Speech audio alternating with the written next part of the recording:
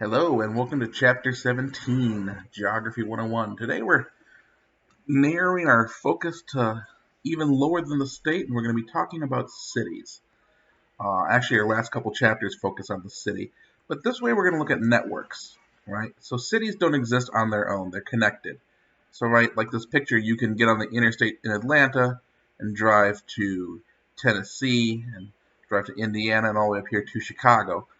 Interstates, railroads, some nodes in a network, right? So if you don't know what a node on a network is, think about this image right here.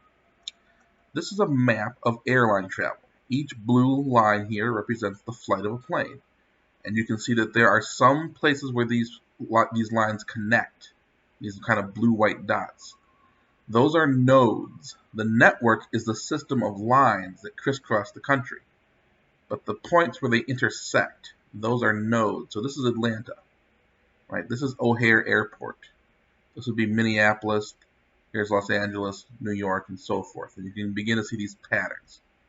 Right, so we're going to look at how cities exist as a node. And the first network or connection of cities is the regional urban network. It's basically markets, right? So the market system. This is, think about farmers markets, or if you've ever been to anywhere where they have outdoor peddler markets. This is what you normally see when there's not a lot of demand in one place. Because if there was demand in one place, then you'd have a permanent store. So when you see traveling vendors, they're going to meet the customers. Okay, and so the vendors have to be mobile. And there's these two geometries of periodicity I want to talk about. Right. By the way, a fixed market is what happens when demands grow. As populations grow, as villages get larger, there's enough demand to have a constant market. Okay, so let's talk about these market systems. The first one is the minimizing distance.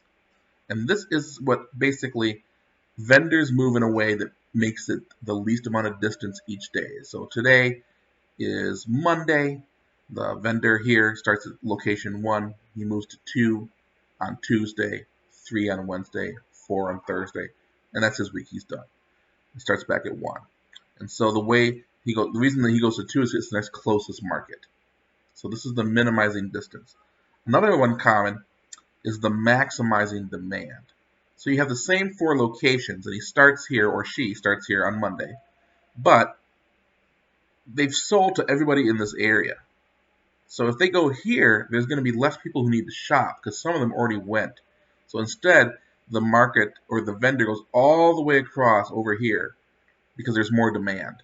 So he's kind of spacing out this way. So he goes basically long, short that way.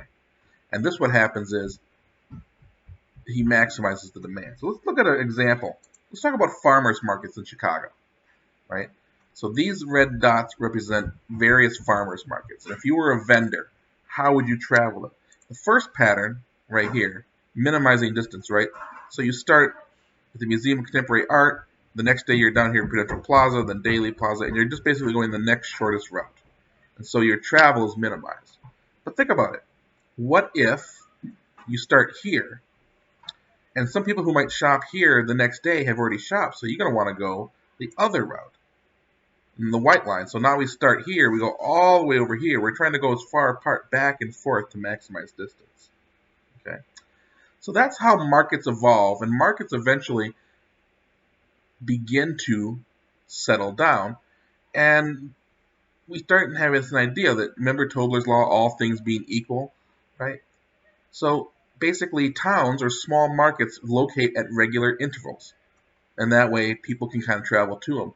Like this map of Illinois shows here, Chicago, all these different neighborhoods and different little suburbs, right? But is there a pattern to this? These are kind of little areas, maybe there's a grocery store or a small little shopping center. Is there a pattern to how these towns locate on a map? And so we have this idea of regional networks. So here's all the people that live in a little area. All these little happy little people. And this is the little market. Maybe it's a small little town or a village and there's a grocery store or a gas station. Well, two things determine where this town locates in relation to other things. So to be a market town, people have to go shopping. So the first thing is, what are they selling? Every good has a range. So how far are you willing to travel to buy something? a loaf of bread? How far are you willing to travel? Are you going to go to the next little grocery store, or are you going to travel 2 miles or 20 miles? Is it the same range for shoes? Will you travel farther for shoes? Will you travel farther for an iPhone or a couch or a computer or a car? Right? Every good has a specific range, how far people are willing to travel for. And the threshold. This is basically to make something, you have to have a demand. So if you're going to be a bakery, and people aren't going to travel far for bread, right? But if you want to have a bakery, you need to have enough people near your bakery who are going to be able to shop there, who are willing to shop there to make it worth your while. If you put a bakery in the middle of nowhere and you've got 3 customers, but you need to have 5 people buy bread every week so that you can break even, then you're not going to break even. So these two things, as we'll show you in a little bit, basically combine to determine where cities locate. So what affects these range and thresholds? We can break all things that are sold into 2 basic categories, low and high order. So low order goods are consumables, food, things that you can eat or drink, things you need to buy frequently, right? You can't really stock up on milk. You have to you're always buying it, you're doing it. Things that cost low, necessities. So groceries are a great example. What are high order goods? They're durable, so you don't eat them. You don't use them up right away. A pair of pants lasts much longer than a cup of coffee. Things, because they're durable, you don't have to buy them as often, and they can have a higher price. You're going to pay more money for a car than a loaf of bread, right? So those 2 things affect it. Obviously, low order goods are going to have a shorter range. People aren't going to be willing to travel as far. I mean, think in your own personal day. If you want a cup of coffee on the way to school, are you going to go much more than a couple blocks out of your way to get that cup of coffee? But if you had to stop, you had an errand to run, you had to pick up a new laptop, and you had the money saved up, you might go on a different special trip and go much further out of your way. So those affect range and threshold. Okay. So again, all things being equal, range and threshold kind of determine where towns locate, because towns are kind of markets, if you will, right? And Walter Christaller was a German geographer, was one of the first to actually study this pattern. And he used the idea of range and threshold to create spatial patterns. It looks kind of like this. Each black dot is a hypothetical market or town. And the circle here is the range that town serves. How far are people willing to travel to go shopping in this town? And where they overlap, you would kind of draw a straight line, and you would get these different patterns. And so towns should kind of fall in these roughly equally spaced patterns. And he called this central place theory. Now, the one thing he did do, this is a very simplistic model, but as you probably know, there are some areas that have a more dominant city. Chicago is much bigger than the suburbs and the smaller towns. And so you have this hierarchy, this ranking of very, very large towns. Like here is A, this would be Chicago. This would be Detroit, right? And then you have the ranking of medium-sized towns. So if this is Chicago and this is Detroit, this might be Indianapolis, or this might be Fort Wayne, or this might be Milwaukee, right? So not as big of a town. And then the last one, these are the small towns, like the suburbs, maybe Glenview or Burr Ridge or any other small towns. And each one of these has a different range. A, the biggest town, like Chicago, has the biggest draw. It's a bigger town. More people come shop for Chicago. There are more luxury goods. Think about the things that you can buy in Chicago that you can't buy anywhere else. The Apple stores are located in big towns. The next size up, the B-size towns, they have their smaller areas, as the orange hexagon shows, and then the tiny little blue towns have theirs. So there's this nesting of markets, right? Now, I think it's important to point out, and I'm not sure how well the book does it, if at all, that he actually was involved with Nazi Germany. Walter Christaller was a geographer in the 1930s in Germany, and if you are a geographer, very many jobs are government related, so you have to get a job with the government. He did join the Nazi Party, which is what you basically had to do to be part of the government. It's also important to note there's no direct evidence that he ever was a very strong Nazi. He never really wrote anything that was vehemently anti-Semitic, but at the same time he was part of it. And this was actually used with the Nazis' plans for world conquest. They had planned to basically eradicate the villages of Poland and Russia after they conquered them, and use this planning to devise a much more rational economic way of laying out cities. Okay. It also has been used in many case studies. It does hold up in lots of ways to actually explain why we have the spread of towns. In other words, why do we have Chicago so far from Milwaukee, and why is there not a big town in the middle, right? So here's Chicago, here's Milwaukee. Why is Kenosha here? Why is Racine there? Okay, and it does talk about the relationships between cities, as we talked about. Many people who live in Chicago don't technically live in Chicago; they live in a suburb, like um, Park Ridge. Thank you, dear. Without Chicago, Park Ridge wouldn't be there. There is that connection. And so we talked about how the Census Bureau has the metropolitan statistical areas. They actually use this modeling to kind of prove that. And it's important to realize that this is just that. It is a model. It is not designed to be perfect because all things aren't equal. Maybe there's a river or a mountain range here or a lakefront. But this is just a way of looking at the data that you have and making a prediction. Another issue that it has is when we look at cities and how large they are, and one of the ways we measure cities is size. You know, a lot of you had some issues on the map quizzes when I said, the 10 largest cities, because it depends. How do you know how big a city is? How do we know how large Chicago is? Do they go around and count every single person in the city? No. They do estimates. They do a lot of other things. Indirect counting. So one of the problems is if you're measuring cities in different countries, how big is Chicago versus Paris? Well, the data that is comparative is sometimes not great because different countries and different areas count in different ways. So we don't actually count everybody in Chicago. I mean, that's just people think we do. They do things like they estimate how many people use the electricity, or how many households, or how many addresses are there listed. Those kind of things. They do an average count. They drive down the street and if there's an average of 50 apartments and each apartment has maybe 2 people, then they do that kind of statistical modeling. Some countries do it better than others. Some use different models. Okay, so the UN has one way of doing it, and there's also a lot of politics into this. Some countries want their cities to be larger, so they report larger numbers or they include more people. Some cities don't want to be as large, so they'll downplay it. Okay, and then also, are we looking at the Chicago area or the Chicago city? The city of Chicago's population is a little bit over 3 million people. But if you add in all the near suburbs, it can be as high as 10 to 12 million, depending which ones you count. Another interesting thing is that we find this pattern with national urban cities. It's called the Zipf's law. In other words, if you look at a country, usually you see this pattern. You have the largest city. So in our case, it's New York. New York is the largest city in the country, a little over 8 million people. The next largest city is Los Angeles, and Los Angeles is roughly half of New York.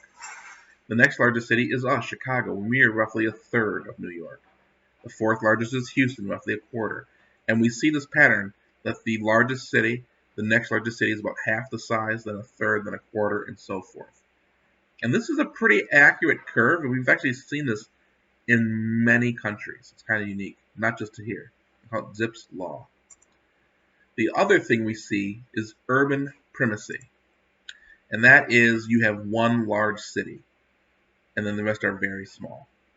Okay, so for example, in England, London is by far and away the largest city. The next largest city is not even close.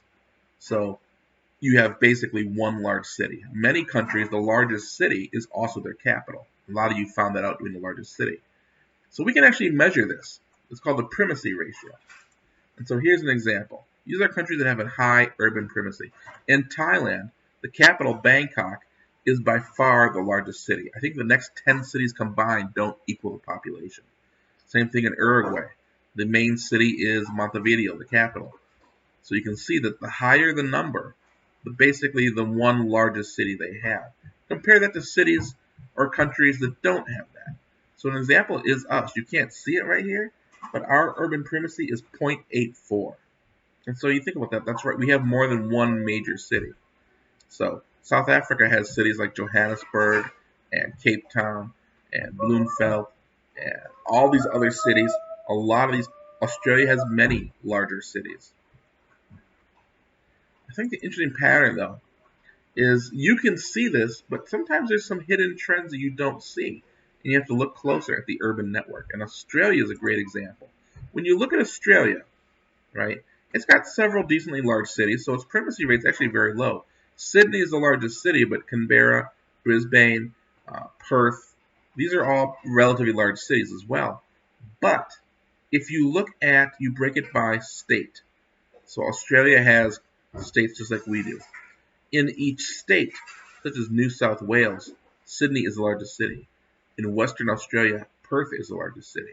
So as a country, they have a low urban primacy. But by state, you can see it's much higher. New South Wales, right here, has a primacy rate of 5.4. South Australia, over here, Adelaide is by far and away the biggest rate. They have a primacy rate of 35%. And that is because Australia is really a separate series of states. When the country was colonized by the British, they put a colony here in New South Wales, and then one here, and then one here. And they each grew as basically separate kind of almost countries. And in 1901, they united to form one national government. So you can kind of see that. Okay? And that's a legacy of their colonial action. So we can look at this connection of cities. We've been talking about how cities are connected by trade and by markets and by selling. And that's still a big part, right? People go to the city to buy things, to sell things, to work. There is this group called the Globalization of World Cities, or the GAWC, and they look at the meta-geography of urban networks. And meta-geography is they look at the urban geography. They look at the physical geography. What does the landscape look like? Are there rivers? Are there mountains? They look at the cultural geography. Which groups speak what languages? They look at the historical geography. How have they changed over time? They look at the economic geography. All of these different geographical questions, they look at them at once and they analyze them. Okay? And what they map is this hierarchy of cities. The biggest, most powerful cities, and then on down. And they base this on the concentration of financial activity like banks and stock markets and trading partners, insurance, law firms, and management firms. All things that are key components of the service economy. And when you look at that, London and New York, or Nylon, New York and London, are the two largest cities when it comes to those measurements. And they are basically the leading cities of the world in the global network. They have more connections than any other cities. Okay, these cities, they have various levels. There's alpha, alpha plus, beta. So the largest cities in the world are these clusters of social capital. So social capital is just simply this. In a service economy, right, and we talked about this, you're not selling goods. You're not selling metal or plastic or oil. You're selling information. And so people are your material, right? People who have education to be doctors and lawyers, and people who work in corporations and work on internet servers like Google and Apple. That is your actual thing that you're selling, is people's information, right? So world cities, the more connections they have of this, of social networking and social skills. So here's a map, and you can see that New York and London have the most connections. They're kind of basically the unofficial capital of the world in many ways. But they're not alone. You can see over here we have Tokyo, Beijing, Paris, Milan. So these are the next level. So if London and New York are alpha plus plus, then these cities are alpha plus. Then there's alpha, like Chicago. So we're maybe about 2 steps down. And then you have alpha minus. And so these are the very largest cities. And so this kind of shows you just the map of the world based on the current economic structure of the service economy. Now, they also have a unique feature. Population alone doesn't give you a spot on that map. It does help. And there are black holes of capitalism. So a black hole of capitalism is any city that has over 3 million people but has no world city. Remember these cities right here? Any country that has a city over 3 million people but doesn't have a city on this list, what they call a black hole of capitalism, right? We can look. These are some of the cities: Tehran, Khartoum, so forth. These are some large cities. In fact, I remember Kinshasa in the Congo is one of the largest cities in the world. So we can break this down into three categories. Why are these considered black holes? Why are they not world cities? Well, the first one, they're poor. So in Bangladesh, Dhaka is one of the biggest cities in the world, but the vast majority are people who have just moved to the city. They're farmers. They're very, very poor. Same thing in the Ivory Coast. And so there's not a lot of, if it's a poor city, there's not a lot of people working in service firms, right? You need that education, that skill, and that takes a while to build. The second one, there we go, collapsed cities. And these are cities that have been maybe in a country with a civil war, like Baghdad in Iraq. 10 to 15 years of basically civil war, strife, and terrorism, and the rule of law has collapsed so much that people aren't investing. They're not building new, legal firms. They're not going there to bank. And so these cities are basically, in a sense, becoming very lawless in a lot of ways. And then the last one are excluded cities. So Tehran is excluded, right? We have laws about doing trade with Iran. We disagree with the people who rule that country. And so we have laws. We don't trade with Iran. There's no connection. The rest of the world has basically shunned Iran. Same thing with the capital of North Korea. Now, this map we were talking about with the urban flows, that's just one network. There are many different types. What if we network people, the actual movement of people, and looked at cities that had foreign-born populations? So the bigger the circle, the larger the amount of foreign-born population. And we still see that New York and London are high on the list here. But we also see cities that didn't make the list, like Miami, or New Orleans, or Dubai, or Jakarta, right? Large amounts of foreign-born people. There's a lot of flow. There's a lot of people moving to the Persian Gulf to work here. Some who are wealthy and some who are not. This is just another way of connections. Okay, so there's a lot of similarities. Obviously, New York and London are there, but Miami, Vancouver, Dubai, the cities I mentioned. And why do these cities have a higher ranking when it comes to flows of people? Well, maybe there's a labor demand. People are moving to Dubai to work. A large number of people are moving from India and Pakistan to work and building up Dubai. They also have regulations. Until recently, it was very easy to move to Miami if you were Cuban. We encourage that. Or openness. Some countries have a more open structure for movement. Some, like us, have restricted it. Those all make it relatively easy to flow to certain cities. Okay. So, knowing that, you got to know this. There's no one fixed hierarchy. New York is not really the capital of the world. It is if you're looking at the service economy. It is if you're looking at international migration. It all depends on what you're mapping. Right? If you're looking for cities with high crime, it might not be the leader of the world. It'd still be up there, unfortunately. So here's an example.